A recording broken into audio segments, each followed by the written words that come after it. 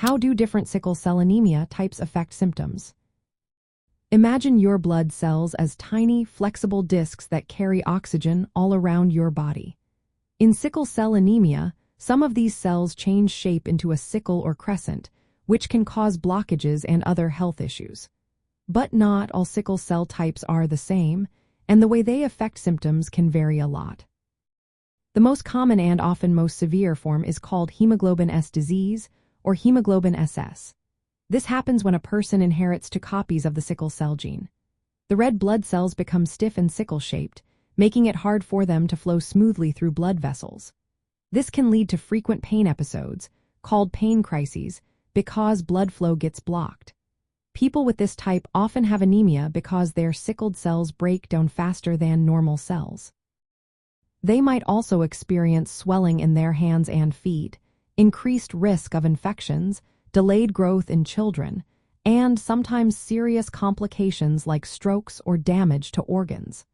Symptoms usually start around 6 months of age and can be quite severe. Another type is Hemoglobin SC disease, which occurs when someone inherits one sickle cell gene and one gene for hemoglobin C. This form tends to be milder than hemoglobin SS but can still cause pain crises and other complications.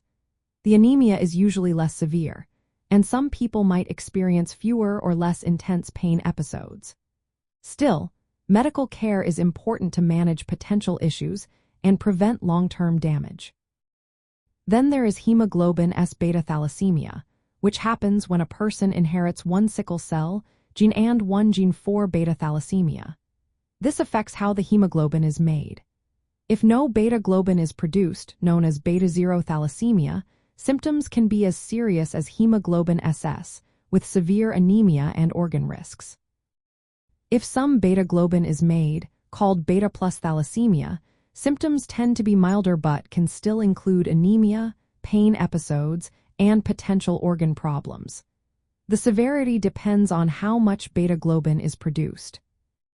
There are also rarer types like hemoglobin Est, Southeast, or SO, which involve inheriting sickle cell genes along with other abnormal hemoglobins.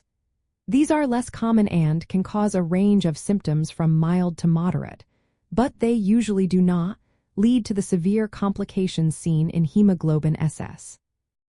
Lastly, individuals with sickle cell trait carry only one sickle cell gene and one normal gene. They usually do not have symptoms or only very mild ones. Under extreme conditions like dehydration or low oxygen levels, they might experience some issues, but generally, they are healthy. In summary, the specific type of sickle cell disease influences how severe symptoms are and how often they occur. Those with hemoglobin SS and beta-zero thalassemia often face the most serious health challenges, while hemoglobin SC and beta plus thalassemia tend to be milder. Rare types vary widely, and sickle cell trait usually causes no symptoms. Understanding these differences helps doctors tailor treatment plans and monitor for complications.